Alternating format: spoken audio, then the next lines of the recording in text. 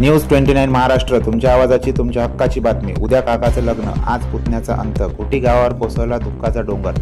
यवतमाळच्या घोटीमध्ये एका लग्नाच्या घरात हसणं खेळणं एका क्षणात मयत यातनेत बदललं। उद्या काकाचं लग्न म्हणून अवघं घर आनंदाने नटलं होतं, पण कुणाला ठाऊक होतं की हा आनंद काही तासाचाच सोबती आहे। लग्नासाठी लागणारा चौरंग आणि पाट आणायला गेलेल्या 15 वर्षाच्या अफाक काजीवर काळाने झडप घातली। दुचाकीवरून जात असताना अचानक समोरून बैल धडकल्याने भीषण अपघात झाला आणि त्यात अफाकचा दुर्दैवी अंत झाला।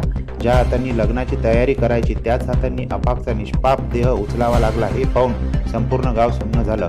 या अपघातात उबेक खान आणि 12 वर्षाचा सफान काजी हे दोघेही गंभीर जखमी झाले असून मुज्जू पटेल आणि त्यांच्या सहकाऱ्यांनी देवदूत बनून त्यांना तातडीने यवतमाळला उपचारासाठी हलवलं। घाटंजी पोलिसांनी घटनास्थळाचा आढावा घेतला असून पारवा पोलीस या दुर्दैवी घटनेचा पुढील तपास करत आहेत।